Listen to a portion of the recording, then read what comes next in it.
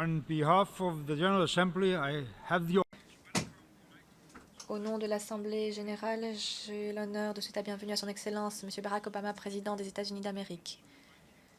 Je l'invite à prendre la parole devant l'Assemblée.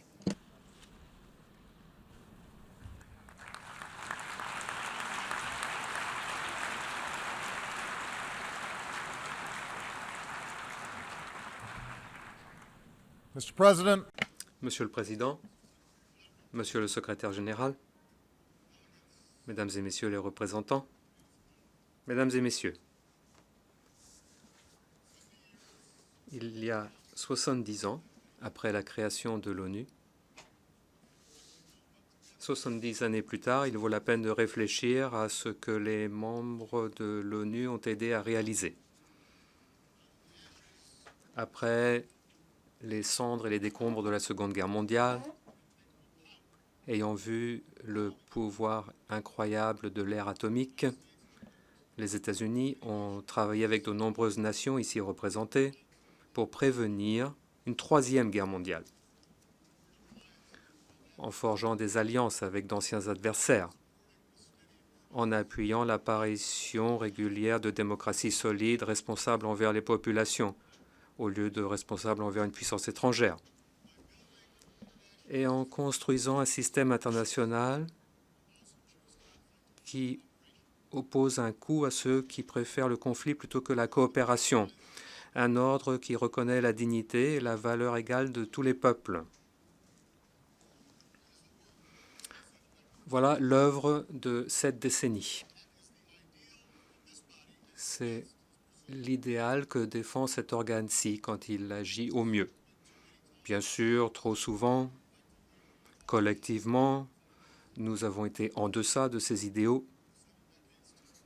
Au cours de 70 années, de terribles conflits ont fait d'innombrables victimes. Mais nous avons continué d'avancer lentement, régulièrement, pour instaurer un système de règles et normes internationales qui soit meilleur, plus solide, plus cohérent. C'est cet ordre international qui a permis des avancées sans parallèle dans la liberté et la prospérité humaine. C'est cette entreprise collective qui a permis la coopération diplomatique entre les grandes puissances du monde. Et cela a renforcé une économie mondiale qui a fait sortir 1 milliard de personnes de la pauvreté. Ce sont ces principes internationaux qui ont aidé à empêcher les grands pays à imposer leur volonté à des pays plus petits. Cela a permis l'apparition de la démocratie et du développement, les libertés individuelles sur tous les continents. Ces progrès sont bien réels. On peut calculer le nombre de vies sauvées, le nombre d'accords conclus, les maladies vaincues et les personnes nourries. Et pourtant, nous nous réunissons aujourd'hui en sachant que les progrès de l'humanité ne suivent jamais une ligne droite. Notre travail reste inachevé. Des courants dangereux risquent de nous faire retomber dans un monde plus désordonné et plus sombre. Aujourd'hui, nous voyons l'effondrement d'États fragiles, ce qui suscite des conflits, et des hommes, des femmes et des enfants innocents doivent traverser des frontières en nombre inouï. Des réseaux brutaux de terreur ont rempli ce vide. Les technologies qui autonomisent les personnes sont maintenant exploitées par ceux qui répandent les informations fausses ou qui favorisent la radicalisation des jeunes ou les dissensions. Les flux mondiaux de capitaux ont permis la croissance et l'investissement, mais aussi ont augmenté les risques de contagion. Cela a affaibli le pouvoir de négociation des travailleurs et cela a accéléré les inégalités. Comment pouvons-nous réagir face à ces menaces? Certains affirment que les idéaux consacrés dans la Charte des Nations Unies ne sont pas réalisables ou sont dépassés. le patrimoine d'une époque d'après-guerre qui était adapté aux besoins de l'époque. En fait, ces personnes demandent un retour aux règles qui se sont appliquées pendant la plus grande partie de la vie de l'humanité et qui sont antérieures à l'ONU. La conviction que le pouvoir, c'est un jeu à somme nulle et que c'est le droit du plus fort qui l'emporte, que les États forts doivent imposer leur volonté à des États plus faibles, que les droits des personnes, on peut en faire abstraction, qu'à une époque de changement rapide, l'ordre doit être imposé par la force.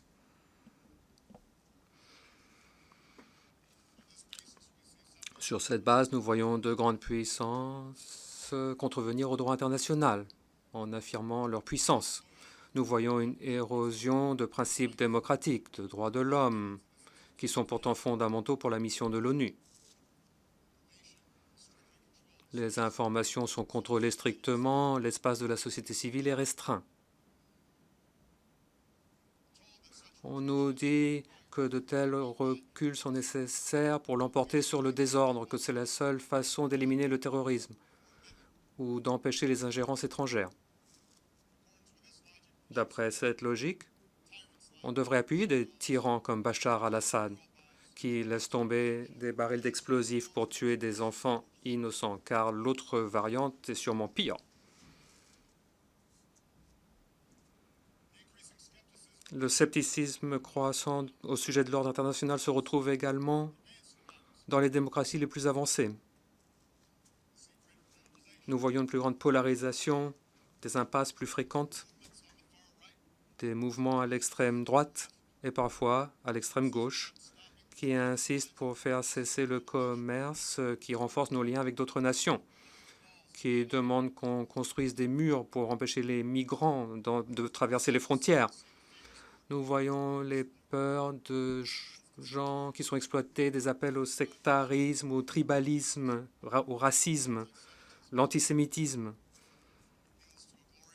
des appels en faveur d'un passé glorieux avant que la classe politique n'ait été infectée par ceux qui ont des idées fausses, une politique de nous contre eux.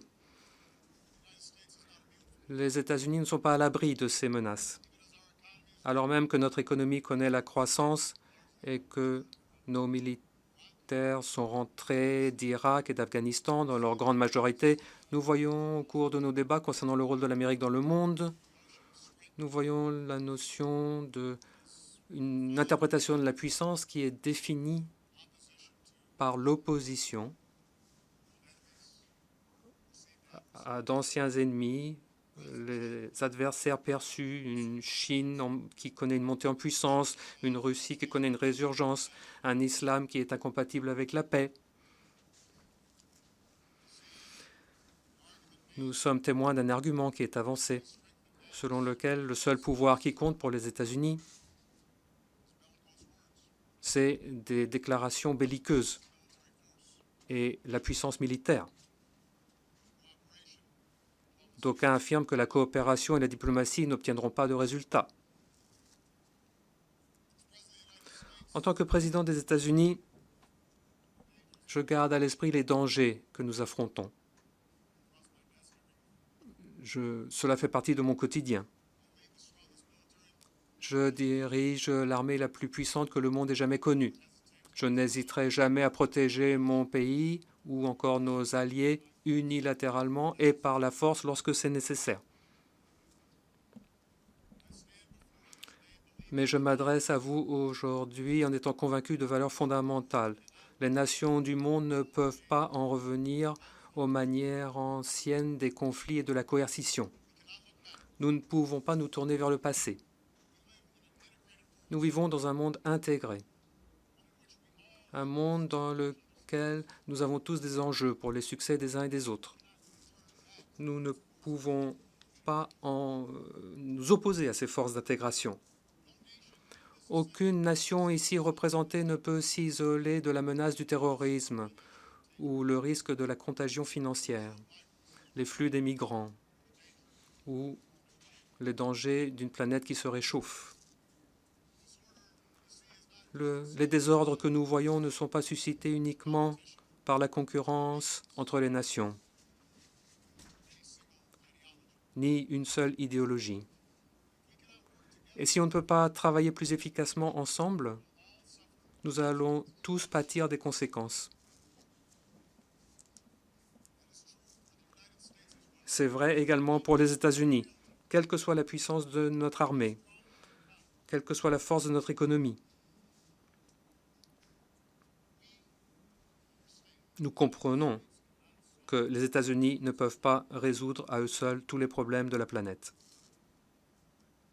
En Irak, les États-Unis ont appris un enseignement pénible.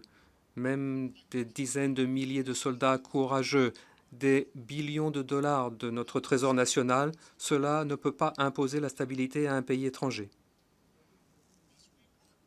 À moins de travailler avec d'autres nations, sous les auspices des normes et principes internationaux, le droit international, ce qui donne de la légitimité à nos efforts, à moins de faire cela, on ne réussira pas.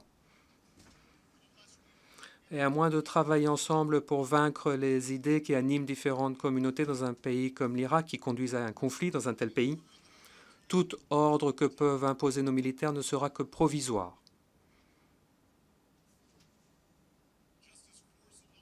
La force à elle seule ne peut pas imposer l'ordre au niveau international. Je suis fermement convaincu que la répression ne peut pas apporter la cohésion sociale dont les nations ont besoin pour réussir. L'histoire des 2 dernières décennies prouve que dans notre monde d'aujourd'hui, les dictatures sont instables. Les hommes forts d'aujourd'hui suscitent les révolutions de demain. On peut jeter en prison les opposants, mais on ne peut pas emprisonner les idées. On peut essayer de maîtriser l'accès à l'information, mais on ne peut pas transformer un mensonge en vérité.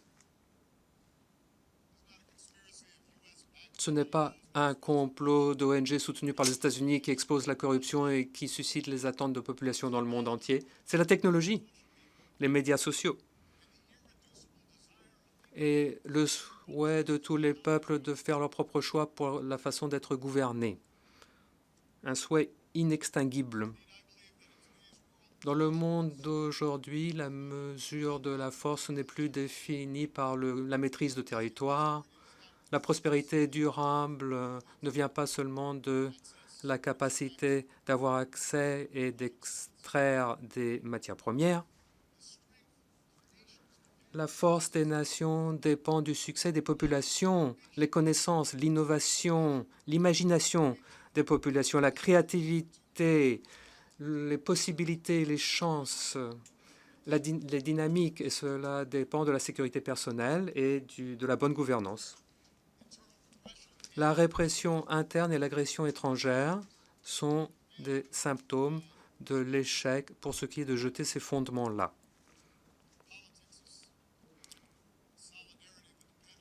Les politiques qui consistent à diaboliser autrui, qui tirent parti du sectarisme religieux, le tribalisme étroit, cela pourrait ressembler parfois à de la force, de la puissance, provisoirement, mais au fil du temps, les faiblesses sont exposées. Et l'histoire nous apprend que les forces sombres déclenchées par ce type de politique nous rendent tous moins sûrs. Notre monde a déjà connu une telle situation. On ne gagnerait rien à revenir en arrière. En revanche, je suis convaincu qu'il faut avancer pour rechercher la réalisation de nos idéaux. Il ne faut pas les abandonner en cette époque critique. Nous devons voir se matérialiser nos meilleurs espoirs et non pas nos craintes les plus sombres. L'ONU a été créée car des hommes et des femmes ont eu la vision d'avenir. Ils savaient que nos nations sont plus sûres lorsqu'on défend les lois et les normes fondamentales et lorsqu'on favorise la coopération par rapport au conflit. Les nations fortes, avant tout, ont la responsabilité de défendre cet ordre international. Je voudrais vous donner un exemple concret. Après que j'ai pris mes fonctions, j'ai indiqué clairement que l'une des principales réalisations de l'ONU, le régime de non-prolifération nucléaire, était menacé par les violations par l'Iran du TNP. Sur cette base, le Conseil de sécurité a augmenté les sanctions imposées au gouvernement iranien De nombreuses nations se sont associées à nous pour mettre à exécution les sanctions. Ensemble, on a indiqué que les lois et les accords ont un sens. Mais nous avons également compris que l'objectif des sanctions, ce n'était pas simplement de châtier l'Iran. Notre objectif, c'était de voir si l'Iran pouvait changer de cap et permettre au monde de vérifier que le programme nucléaire iranien sera pacifique. Pendant 2 ans, les États-Unis et ses partenaires, et leurs partenaires, y compris la Russie, y compris la Chine, ont été solidaires au cours de négociations complexes. Le résultat, c'est un accord durable et global qui empêche l'Iran d'obtenir une arme nucléaire tout en permettant à l'Iran d'avoir accès à une énergie nucléaire pacifique. Et si cet accord est pleinement appliqué, l'interdiction relative aux armes nucléaires sera renforcée, une guerre potentielle est évitée, notre monde est plus sûr. Voilà quelle est la puissance du système international lorsqu'il fonctionne comme il convient. Cette même fidélité à l'ordre international guide nos réactions face à d'autres défis que nous lance le monde. Prenons l'annexion par la Russie de la Crimée et l'agression dans l'est de l'Ukraine, l'agression russe dans l'est de l'Ukraine. Les États-Unis ont peu d'intérêt économique en Ukraine. Nous savons qu'il y a une histoire complexe et profonde entre la Russie et l'Ukraine. Mais nous ne pouvons pas rester les bras ballants lorsque la souveraineté et l'intégrité territoriale d'une nation sont violées de façon flagrante. Ça s'est produit en Ukraine. Si c'est sans conséquence, ça peut se produire pour n'importe quelle nation ici représentée. Voilà quelle est la base des sanctions imposées par les États-Unis et leurs partenaires contre la Russie. Ce n'est pas le souhait d'en revenir à la guerre froide.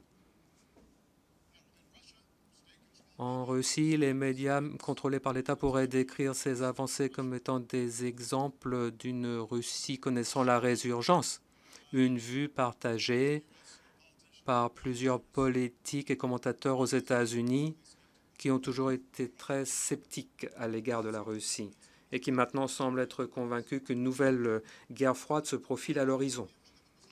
Mais examinons les résultats. Le peuple ukrainien souhaite s'associer à l'Europe plutôt que la Russie, plus que jamais auparavant. Les sanctions ont conduit à des fuites de capitaux, une économie en récession, la rouble qui a perdu de sa valeur et l'émigration de davantage de Russes bien éduqués.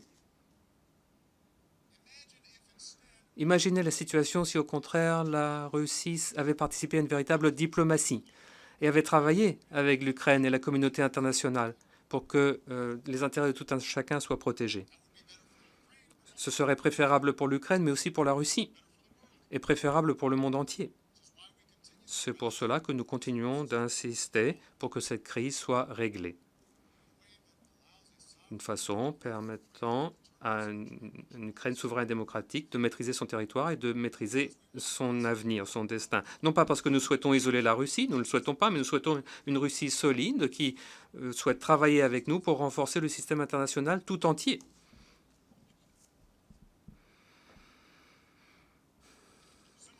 De même, dans les mers de la Chine du Sud, les États-Unis ne revendiquent pas de territoire dans cette mer.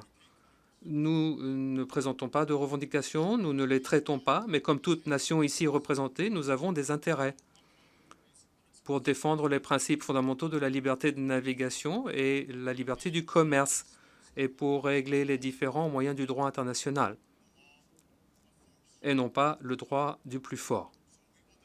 Donc nous allons défendre ces principes tout en encourageant la Chine et les autres pays qui ont des revendications à régler leurs différends pacifiquement.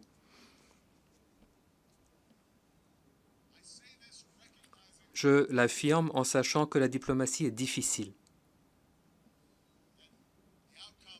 Les résultats sont parfois insatisfaisants.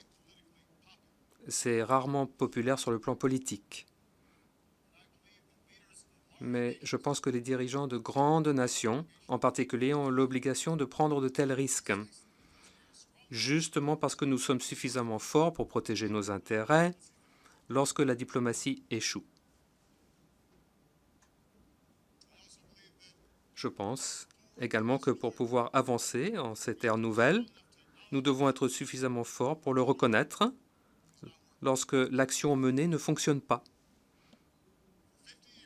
Pendant 50 ans, les États-Unis ont mis en œuvre une politique relative à Cuba qui n'a pas amélioré la vie de la population cubaine. Nous avons modifié cela. Nous continuons d'avoir des divergences avec le gouvernement cubain. Nous continuerons de défendre les droits de l'homme, mais nous abordons ces questions au moyen de relations diplomatiques, davantage de commerce, des relations entre les populations.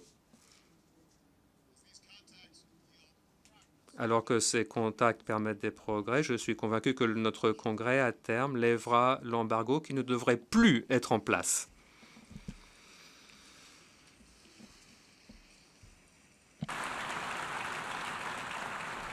Change. Le changement ne se produira pas du jour au lendemain à Cuba, mais je suis convaincu que l'esprit d'ouverture et non pas la coercition appuiera les réformes nécessaires et améliorera la vie de la population cubaine. Elle le mérite. Cuba réussira si ce pays poursuit la coopération avec d'autres nations. J'en suis convaincu. Si les grandes puissances ont intérêt à défendre les normes internationales, c'est encore plus vrai pour les autres membres de la communauté des nations. Examinons la situation dans le monde, de Singapour à la Colombie, du Sénégal à d'autres pays. Les nations réussissent lorsqu'elles recherchent une paix inclusive et la prospérité sur le plan national, lorsqu'on travaille dans la coopération avec des pays étrangers. Cette voie est maintenant disponible comme un pays comme l'Iran. Actuellement, ce pays continue d'utiliser des auxiliaires pour promouvoir ses intérêts. Ces efforts pourraient sembler donner des atouts pour régler les différends avec les pays voisins, mais cela alimente des conflits sectaires qui mettent en danger toute la région et cela isole l'Iran des bénéfices, des avantages du commerce et des échanges. Le peuple iranien peut être fier de son histoire et le peuple iranien a un potentiel exceptionnel. Mais lorsqu'on proclame mort à l'Amérique, cela ne crée pas des emplois, cela ne rend pas l'Iran plus sûr. Si l'Iran choisit une voie différente, ce sera une bonne chose pour la sécurité de la région, une bonne chose pour le peuple iranien, une bonne chose pour le monde entier. Bien sûr, dans le monde, nous continuerons de faire face à des nations qui rejettent les enseignements de l'histoire. Des endroits où les conflits civils, les différends frontaliers, les guerres sectaires suscitent des enclaves terroristes et des catastrophes humanitaires. Où l'ordre s'est complètement effondré. Nous devons agir. Mais nous serons plus forts lorsque nous agirons ensemble. Dans le cadre de ces efforts, les États-Unis joueront toujours leur rôle. Nous le ferons en étant conscients des enseignements du passé. Pas seulement les enseignements tirés en Irak, mais aussi l'exemple de la Libye, où nous nous sommes associés à une coalition internationale avec un mandat onusien pour empêcher un massacre.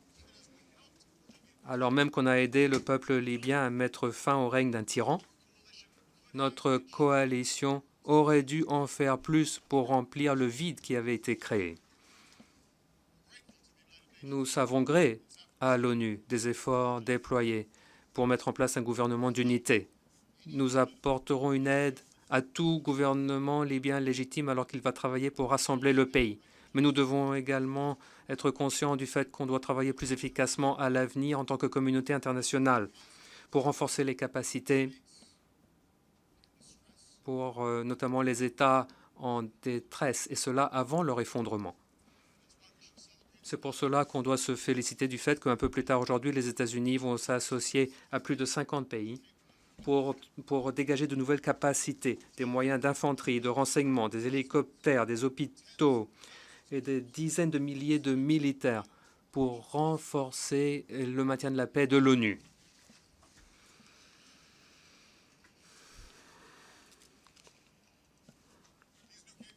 Ces nouvelles capacités peuvent empêcher des massacres et veiller à ce que les accords de paix soient plus que de simples documents théoriques. Mais nous devons le faire ensemble. Ensemble, nous devons renforcer nos capacités collectives pour instaurer la sécurité là où il n'y a plus d'ordre public et pour soutenir ceux qui recherchent une paix juste et durable.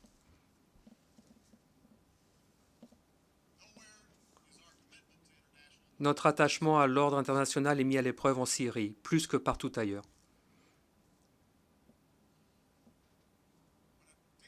Lorsqu'un dictateur massacre des dizaines de milliers de personnes, ce ne sont pas seulement les affaires intérieures d'un pays. Cela cause des souffrances humaines qui nous touchent tous, vu leur ampleur. De même, lorsqu'un groupe terroriste décapite des captifs, massacre des innocents et réduit des femmes à l'esclavage, ce n'est pas un problème d'une seule nation pour la sécurité, c'est un affront fait à toute l'humanité.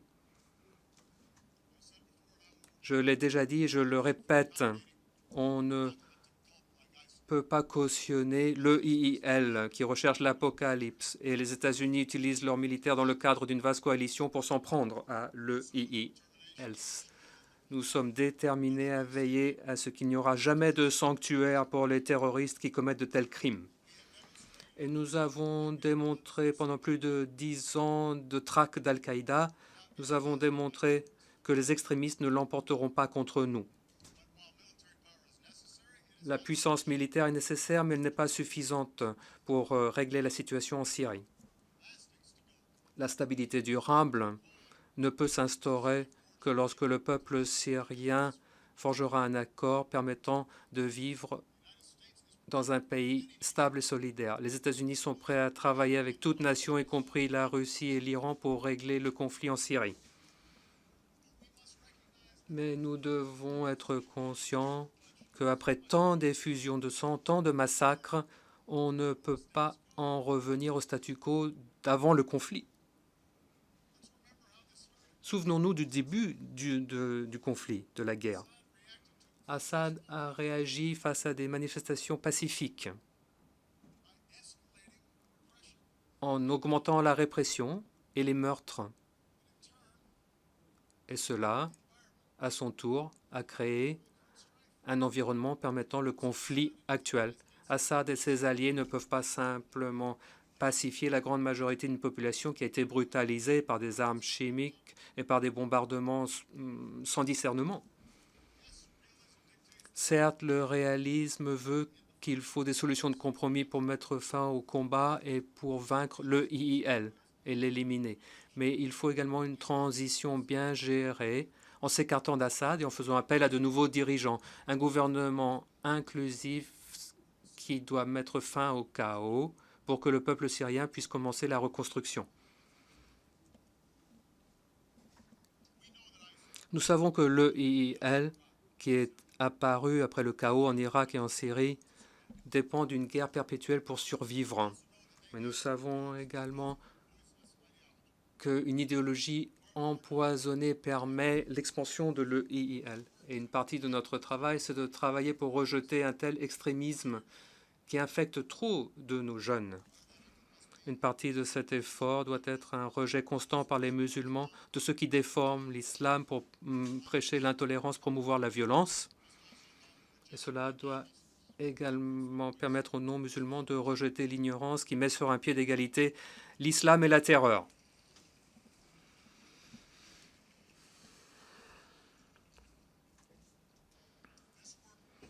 Ce travail prendra du temps.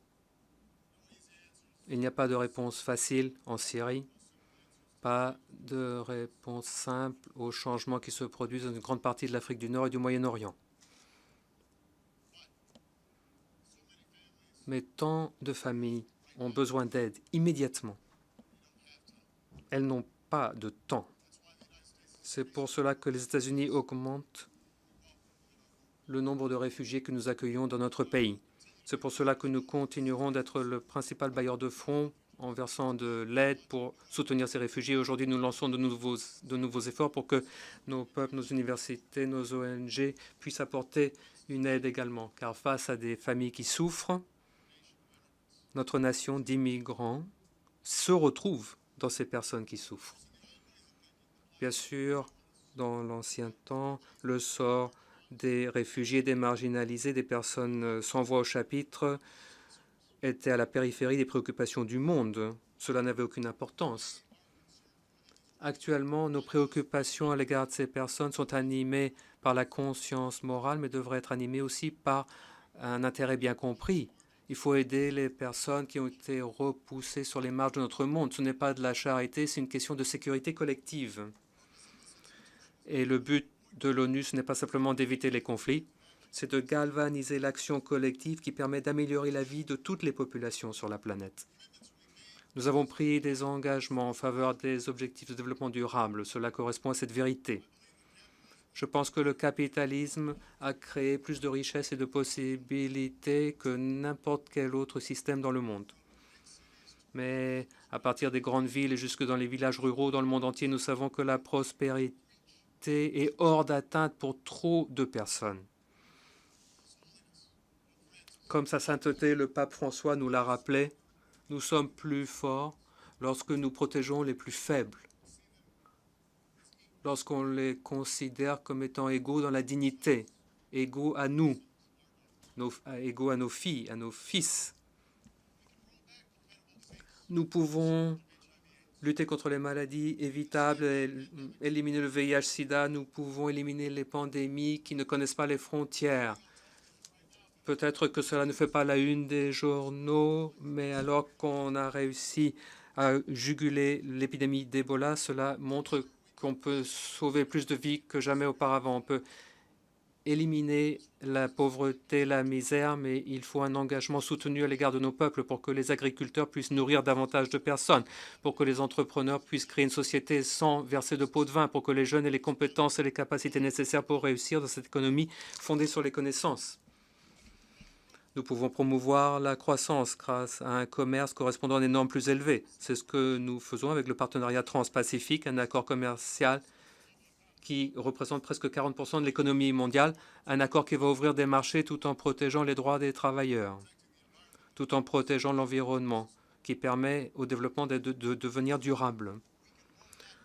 Nous pouvons lutter contre la pollution que nous avons causée nous-mêmes. Nous pouvons aider les économies à extirper les gens de la pauvreté sans condamner nos enfants au ravage d'une planète qui se réchauffe constamment.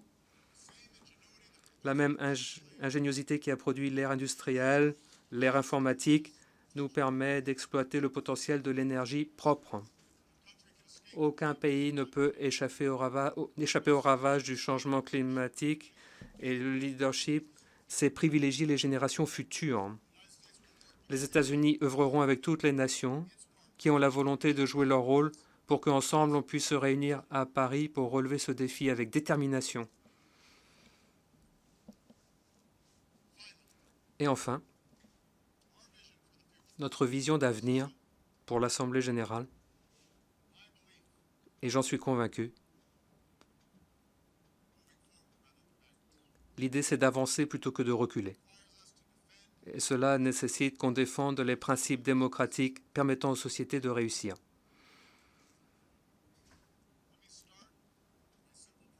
Je vous présente une prémisse simple. Les catastrophes comme ce qu'on voit en Syrie ne se produisent pas dans des pays où il y a des démocraties authentiques et le respect des valeurs universelles que l'ONU est censée défendre.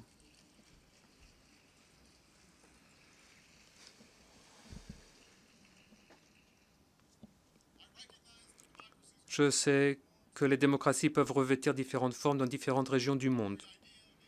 L'idée d'un peuple qui se gouverne lui-même dépend de ce que le gouvernement respecte la culture nationale, l'histoire nationale, les expériences nationales qui sont uniques en leur genre. Mais certaines vérités universelles sont évidentes. Aucune personne ne souhaite être emprisonnée pour exercer une conviction religieuse pacifiquement. Aucune femme ne devrait subir des atteintes en toute impunité. Une fille ne devrait pas être empêchée d'aller à l'école. La liberté de présenter des demandes pacifiquement à ceux qui exercent le pouvoir sans crainte de lois arbitraires, ce ne sont pas les idées d'un seul pays ou d'une seule culture. Ce sont des idées fondamentales pour le progrès de l'humanité. C'est une pierre angulaire de l'Organisation des Nations Unies. je me rends compte que dans de nombreuses régions du monde, il y a des vues différentes. On pense qu'un leadership fort ne doit tolérer aucune dissension. Les adversaires des États-Unis le disent et certains de nos amis également. Je ne suis pas d'accord. Je pense qu'un gouvernement qui réprime la dissidence pacifique ne montre pas sa force, il montre en fait qu'il a peur, qu'il est faible. L'histoire démontre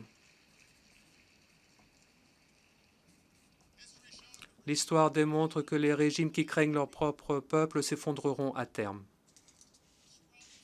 Mais les institutions solides, fondées sur le consentement du peuple gouverné, durent beaucoup plus longtemps que la vie d'un simple individu. C'est pour cela que nos dirigeants les plus forts, de George Washington jusqu'à Nelson Mandela, ont mis l'accent sur l'importance de construire des institutions démocratiques solides plutôt qu'une soif de puissance perpétuelle. Les dirigeants qui modifient les constitutions pour garder le pouvoir ne font que reconnaître qu'ils n'ont pas réussi à construire un pays qui réussisse pour la population, car aucun homme ne dure éternellement. Cela nous indique que le pouvoir, on s'y accroche simplement pour le plaisir d'exercer le pouvoir, plutôt que pour améliorer la population, alors que les dirigeants doivent être au service de celle-ci. Je sais que la démocratie est source de frustration. La démocratie aux États-Unis est certainement imparfaite. Parfois, elle est marquée par des dysfonctionnements. Mais la démocratie, la lutte constante pour étendre les droits à davantage de personnes, permettre à davantage de personnes de s'exprimer, c'est ce qui nous a permis de devenir la nation la plus puissante du monde.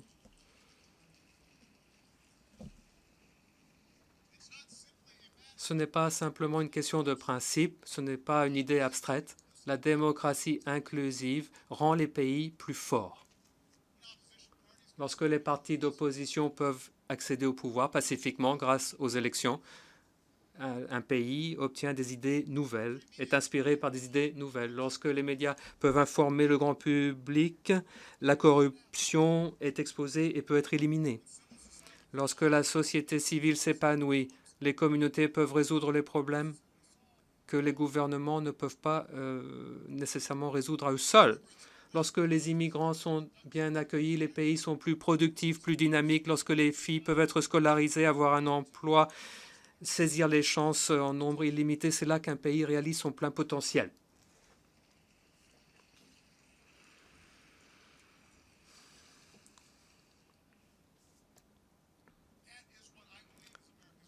Je suis convaincu que ce sont là les principaux atouts des États-Unis. Toutes les personnes aux États-Unis ne sont pas forcément d'accord avec moi. Ça fait partie de la démocratie. Je suis convaincu que le fait qu'on peut se déplacer dans les rues de la ville de New York actuellement et on passe devant des temples, des mosquées, des synagogues, des églises où les gens ont la liberté de culte, le fait que notre nation d'immigrants correspond à la diversité du monde entier, on trouve des ressortissants de tous les pays dans la ville de New York, le fait que dans ce pays, tout à chacun peut apporter une contribution. Tout le monde peut participer à la vie de la nation, quelles que soient les convictions, les apparences. C'est cela qui fait notre force. Et je pense que ce qui est vrai pour les États-Unis, c'est vrai pour pratiquement toutes les démocraties mûres, et ce n'est pas par hasard. Nous pouvons être fiers de nos nations, sans nous définir par nos oppositions à d'autres groupes. Nous pouvons être patriotiques sans diaboliser autrui. On peut chérir nos propres identités, nos religions, nos origines ethniques, nos traditions, sans critiquer les autres, minimiser leurs contributions. Nos systèmes se fondent sur l'idée que le pouvoir absolu corrompt. Mais les gens ordinaires, fondamentalement, sont bons, qui donnent la priorité aux familles, aux amitiés, aux foi religieuses, la dignité du travail acharné. Et avec de bons systèmes de contrôles et contrepoids, les gouvernements peuvent traduire cette bonté. Je suis convaincu que c'est l'avenir que nous devons rechercher ensemble. Croire en la dignité de toutes les personnes, être convaincu qu'on peut rapprocher les positions, choisir la coopération plutôt que le conflit. Ça, ce n'est pas une faiblesse, c'est en fait une grande force.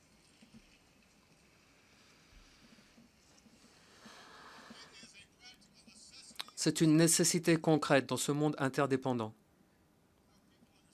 Et nos peuples le comprennent. Pensez au médecin libérien qui a recherché dans toutes les maisons des victimes de l'Ebola et qui a dit aux familles ce qu'il fallait faire s'il y avait des symptômes de l'Ebola. Pensez au commerçant iranien qui, après l'accord nucléaire, a dit « Si Dieu le veut, maintenant on pourra offrir beaucoup plus d'articles à de meilleurs prix ». Pensez aux Américains qui ont emporté le drapeau à La Havane en 1961 et qui sont retournés cet été pour hisser de nouveau le drapeau des États-Unis à La Havane. L'un de ces hommes a dit du peuple cubain, on peut faire des choses pour eux, ils peuvent faire des choses pour nous, nous les aimons. Pendant 50 ans, on a méconnu ce fait. Pensez aux familles qui laissent tout ce qu'elles ont connu derrière elles, qui traversent des déserts, qui affrontent des eaux tumultueuses pour trouver un abri, pour sauver leurs enfants. Un réfugié syrien qui a été accueilli à Hambourg, chaleureusement, avec un foyer, a dit « Nous pensons qu'il y a encore des personnes qui aiment leur prochain. » Les peuples des Nations Unies ne sont pas aussi différents que d'aucuns leur disent. On peut susciter la crainte au sein des populations. On peut apprendre aux peuples à détester. Mais les peuples peuvent également réagir grâce aux espoirs. L'histoire est jonchée des échecs des faux prophètes et des empires qui se sont effondrés. Ceux qui pensaient que le droit du plus fort l'emporte toujours. Et ça continuera d'être le cas, vous pouvez compter là-dessus. Mais nous devons proposer un type de leadership différent, un leadership suffisamment solide pour se rendre compte que les nations ont des intérêts communs, les peuples partagent une humanité commune. Et oui, je l'affirme, il y a certaines idées, certains principes qui sont universels. Ceux qui ont façonné l'ONU il y a 70 ans l'avaient compris.